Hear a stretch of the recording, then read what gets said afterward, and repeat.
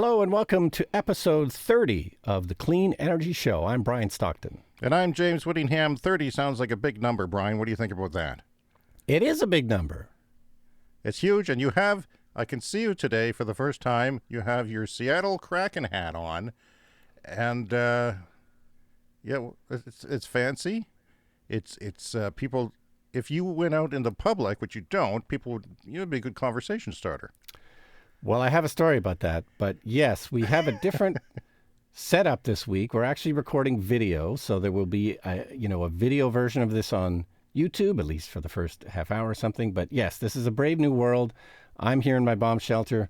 I've got you over here on the Skype. I've got a camera recording in front of me. And yes, I'm wearing the hat because we're doing the video. I wouldn't normally be wearing a hat down here. But here's my story. I went into the office the other day at the university, and COVID protocols, they have somebody at a desk there, and they've hired students to man a desk at every door, and they just keep track of everybody that's going in. So, you give your name, rank, and serial number, as it were. And then just as I was leaving, the student at the desk said, "Nice hat." And that, sir, was worth the $35 right there. Yes, it was. Well, coming up on the show, Brian, I want to talk about... The students think I'm cool. No, they don't. Why would you think that? I'm the cool professor. What he didn't say, Brian, was nice hat boomer. That's what he wanted to say. Okay, oil giant BP says oil demand may have peaked in 2019. We're going to talk about that. That is shocking news to me. And I realized something about fake chicken this week that knocked my socks right off. And we have hate mail. You'll be happy to hear. And Nikola is apparently a huge fraud, according to Market Research Group. Nikola, the semi-truck and pickup truck maker that everyone had their hopes on a few years ago. I'm not saying they're a giant fraud for legal reasons, but other people are. Okay, I'm just the messenger here. I'm not the decider in chief, so don't sue me. Anyway, how are you doing this week? It's good to see you in the bomb shelter, nice and secure. You need an air filtration system down there. No, it's true, and I have a little fan back there, which I can't have it on now because it'd be too noisy for the podcast, but. Yeah, I should really have that on when I'm not in here. Okay, so we're on YouTube for a little while this week, and find our channel. Find our channel and subscribe, because if you do, it helps us a lot, and why not be on YouTube, I say. So what is your big story of the week, Brian? What have you been thinking about? I have no idea. We don't talk about these things in advance, so it's going to be a big surprise to me. No, well, there's a few things. Lion Electric in Quebec, they've sold some trucks to Amazon. I was going to talk about the BP report, global oil demand. That's, it's a big week. And Nikola, I was going to mention that too. So, lots to talk about. Well, let's get into it. What do you think about the BP report? Because our whole show is based on, this stuff happening at 2030. It's happening too quick, Brian. It's all happening too quick. We're going to have to cancel the show. These things, they sneak up on you. What were you surprised by this? The thing that one of the major oil companies in the world is saying that oil could, one of their three scenarios says that it peaked already. It already peaked. Yeah. Well, they're one of those big giant corporations that they were the ones that ruined the Gulf of Mexico, weren't they? Sure, they've ruined a lot of things. But they seem to see the writing on the wall here. There's a story from Green Tech Media just from yesterday, and the headline is How BP Plans to Make Oil-Like Returns from Renewables. So they've seen the writing on the wall. They know that one of the scenarios is that oil has already peaked. Greenwashing. And, it says, I call greenwashing. The oil major wants to make returns of 8 to 10% from renewables as it chases a 50 gigawatt target for 2030. There's that date again. 2030. Well, a lot of these people say that they're getting into clean energy, but as big as BP is, I'm sorry, they could be dumping all their money into green, but if they put a couple of billion in or a few hundred million or whatever it is, it's tiny compared to what their their whole coffers are. That it's just, I don't know what to say. They have a new CEO, I think. That's and do you know what the reaction is to this? Do you know what the reaction is? It's bullshit. No. It's bullshit from our Canadian. We need a new term for people like Jason Kenney who say, it's not true. We have people who say that it's going to go on for decades, very strong, and his people are lying to him. Basically, what they're saying. Sorry, what they're saying is, what he's saying is, airplanes are going to run on unicorn farts. He literally said that. That was his defense. And of course, they're not going to run on unicorn farts until we genetically make a unicorn that farts energy, which is possible. However, there are electric planes right now, commercial electric planes in BC that are running on electricity. So, it doesn't matter. It doesn't matter. If airplanes were the only thing using fossil fuels, it would not save his little stinky buttock in Alberta. There is commercial electric planes already working. They're, of course, very small, but, it's just the beginning. I actually figured out what the problem is, though, James, in people comprehending this. I figured this out. What is it? Are you familiar with the 5 stages of grief? Very. Yes. Okay, so the 5 stages of grief, the first one is denial, and the second one is anger, and then it's bargaining, depressioning, and acceptance. But I think this is the problem. We're somewhere between denial and anger.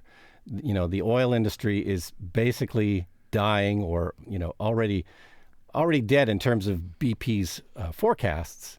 But we're between the denial and the anger stage. So next is going to be bargaining. I'm not sure what that's going to mean. I've started to hear signs of bargaining already. Haven't you? With the federal government coming down with a green budget and all. Let's hear a clip here. Now, Alberta's energy minister also doesn't believe oil is dead or even near death. Sonia Savage telling Global News forecasts of future energy consumption show oil and gas dominating the energy mix for decades to come. Thank you, Tomasia. Our show is a comedy show now, you see. Dominating the energy mix for decades to come. Well, depending on how you slice it. How do you tell these people when BP is the energy mix and they're saying no? Like, how do you bargain with these idiots in Alberta who think everything's going to be fine? And your Brad Walls of the world who say, well, cell phones are made out of oil. Don't be an idiot. We can't go green or we won't have a cell phone. We need a name for these people. I want to call them vole hangers because they're all a bunch of voles going over the cliff and they're hanging on for dear life. That's what we need a better name than that, but something like that. Yeah. Lemmings. Maybe is it lemmings? Is that better? Lemmings go over the cliff. Lemming hanger. Lemming hangers? I like that voles. doesn't make any sense. Something about voles. There's something about voles that I like, though. I don't know what it is, but these people, are they living in a dream? They think that we're living in a dream, but look at the trends. Look at how coal, and they even mentioned coal. Coal is now more expensive than green energy everywhere, even in Canada now. And then you got to put carbon capture, which costs billions of dollars on top of that. You don't need to when everything is Hey, guess what? We have a special guest this week. You're going to be very surprised by this, Brian. Yeah, tell me. Alexa is here. What do you want to play? Alexa, cancel. She's hooked right into Canceling. my mixer. She's hooked right into my mixer. Alexa, what's the capital of Uganda? The capital of Uganda is Kampala. There you go. The capital of yeah. And what does Alexa think of the current oil situation? Alexa, what's the price of oil? Here's something I found on reference.com. The cost of an oil tank varies greatly because Alexa, most consumers... Cancel. Alexa, who is Brian Stockton? Brian Stockton is an irrelevant boomer with an anal leakage problem. Yeah, you're going to have to update your Wikipedia page. Damn it. Yeah, she's not entirely reliable, but she is a third person. Yeah.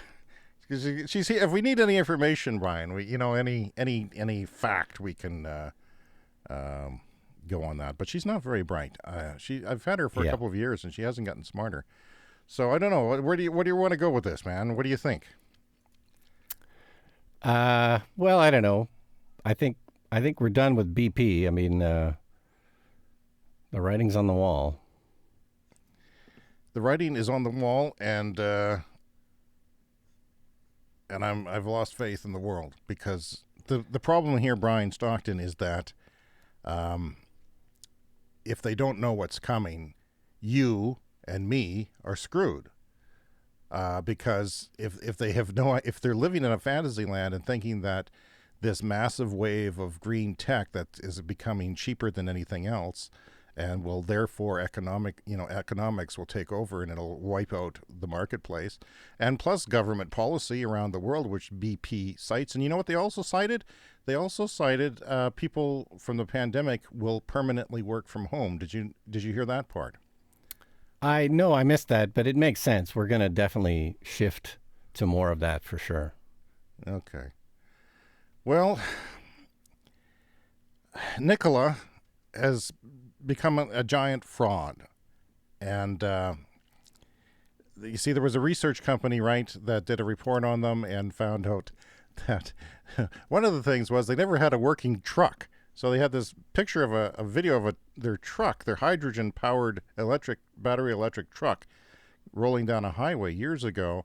And, of course, it was a highway that had an incline on it, and it was not actually rolling. What do you think about the whole Nikola situation? Yeah, and they claimed many times that it was a working prototype. So this is definitely a problem. And once you're a publicly traded company, all of these things become important, because if you're not telling the truth, it is, potentially securities fraud. And the boys over at Electric, excuse me, were on top of this for months and months, and they were saying that something smells here, even though they had met and saw a demonstration of one of their off-road vehicles once about 2 years ago. They're quite impressed, even though the thing broke down.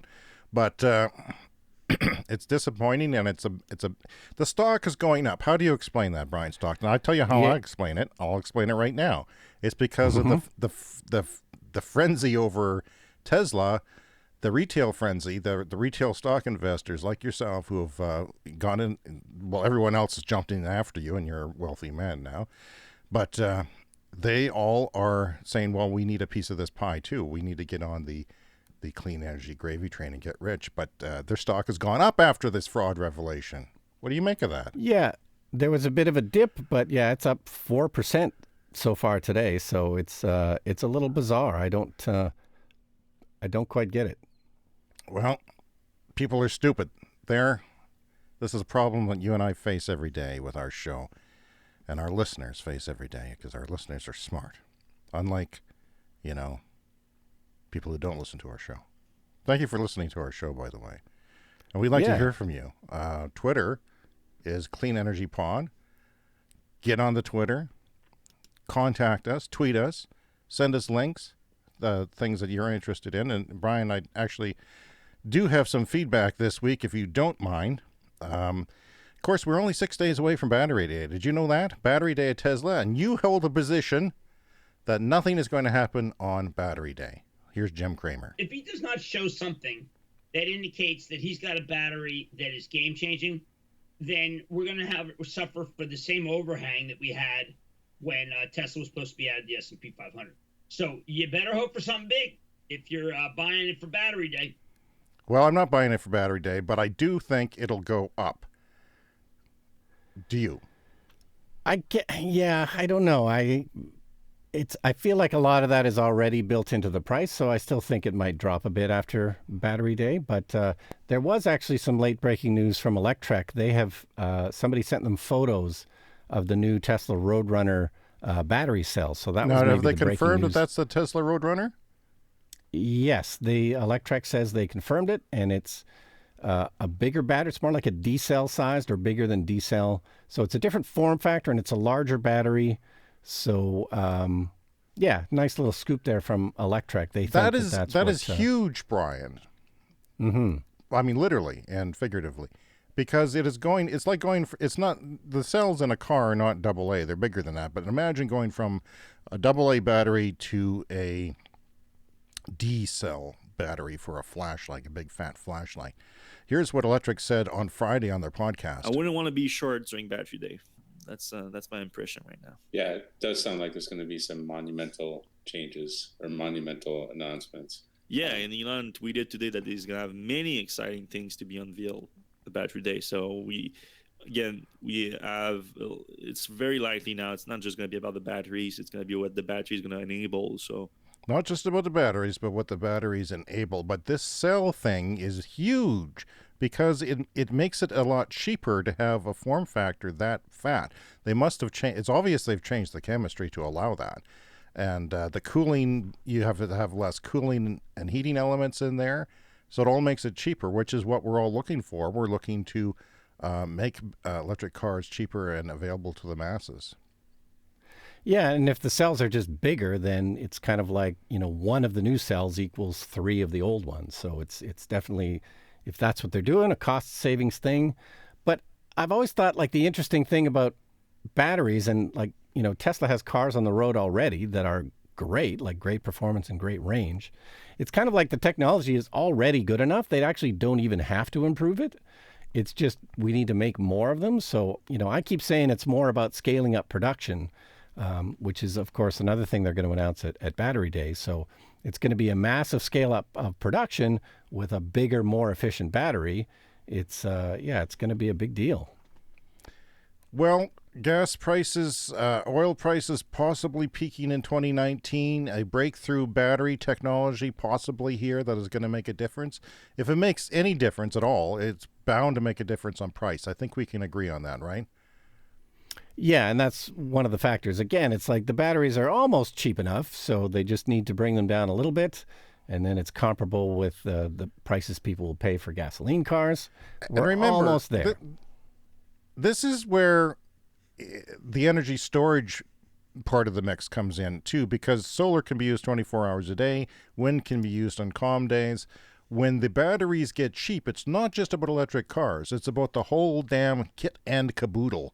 And Tony Seba, my guy I keep mentioning, 3 years ago, he was talking about oil prices peaking around now. Oil demand will peak around 2020 at 100 million barrels, and it'll drop to about 70 million barrels per day by about 2030. What our numbers indicate is that more than 70% of Bakken oil is going to be uncommercial, stranded forever. So Bakken oil gone, and essentially all the assets associated with Bakken are going to be also stranded.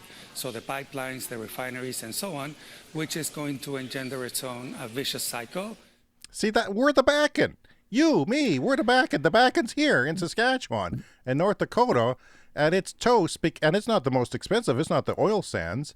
It's cheaper than the oil sands. The oil sands, which they say is going to be fine, keep putting billions and bail us out.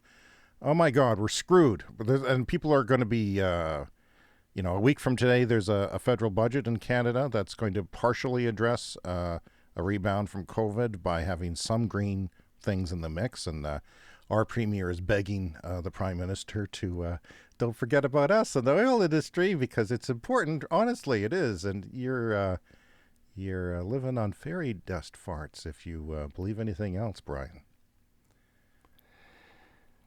All right, shall we move on to some other stories? If you want to move on, we can move on.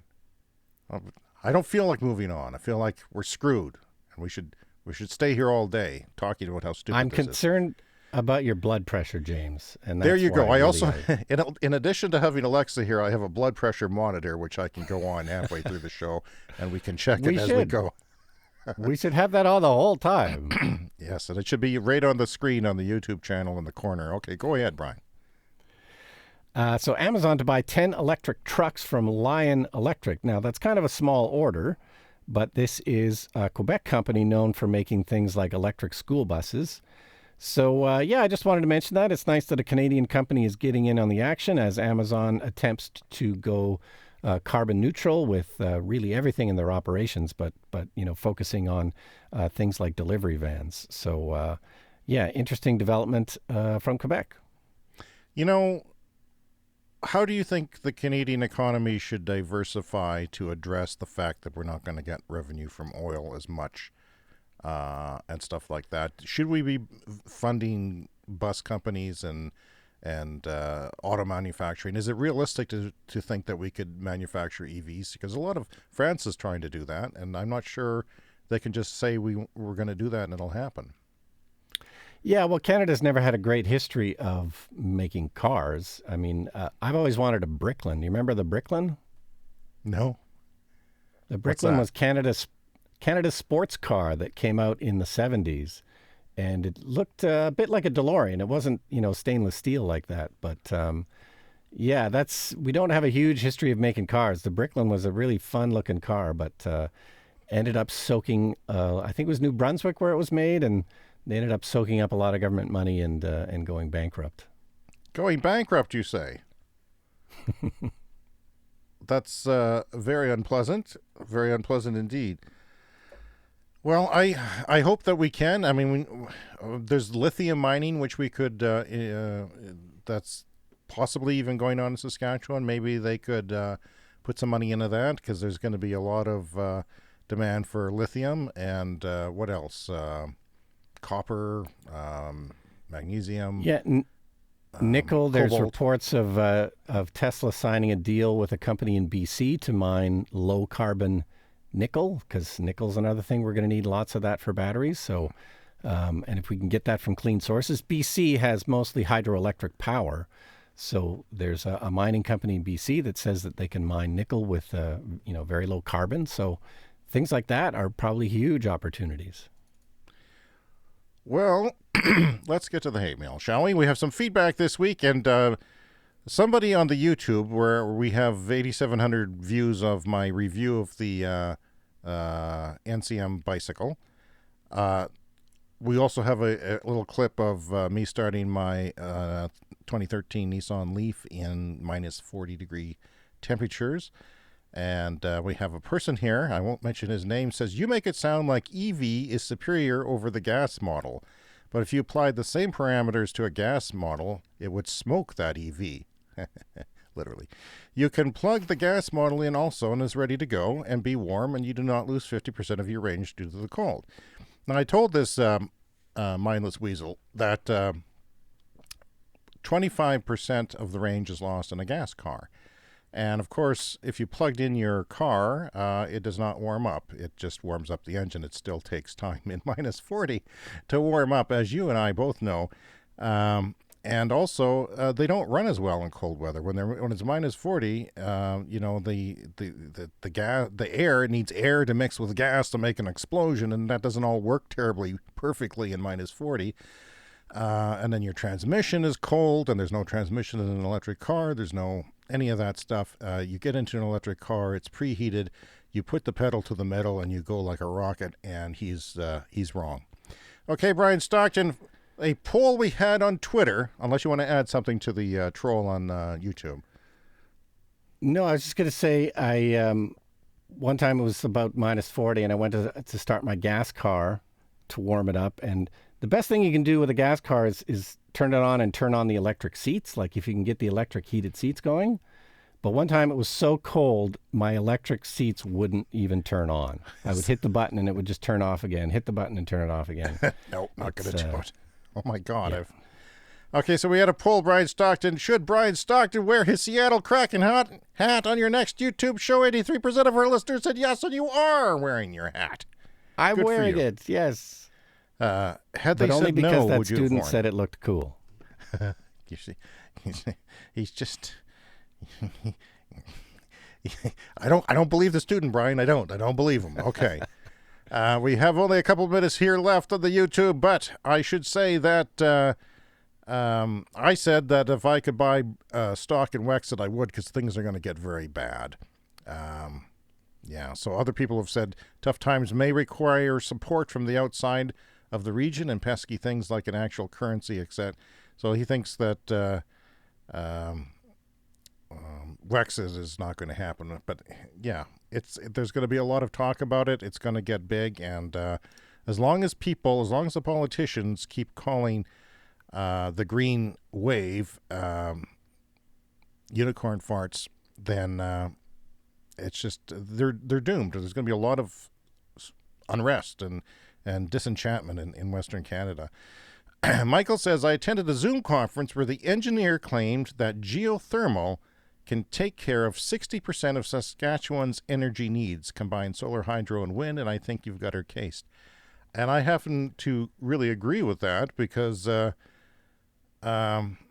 we have a huge potential of geothermal in Saskatchewan. I superimposed the maps of the potential for solar, which is best in Saskatchewan than any other province. The map for potential for geothermal, which is about the same as Alberta, but better than the rest of Canada. And the potential for wind, which is better than most of Canada. So we have these three potentials here, and our government, they're clueless. They're just like, they're sticking with the old school ways, and it's very frustrating. Yeah, well, I've got a story here from the Estevan Mercury newspaper.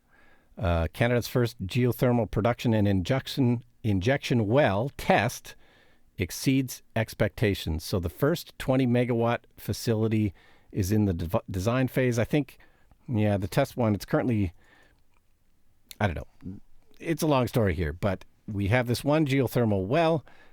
It's begun to produce power, and it is apparently doing great. So, I don't know what the math is, if that's better than solar, or if you use geothermal as a base load and then add in the wind and solar. So, the exact math, I'm not sure, but it seems like it works. All right, we'll say goodbye to YouTube. Check us out on our podcast if you're in the podcast, and I hope you are, and we'll be right back. You can reach us at the Clean Energy Show on Twitter, Clean Energy Pod, by email, cleanenergyshow@gmail, and by voicemail on our voicemail feedback page, speakpipe.com/cleanenergyshow.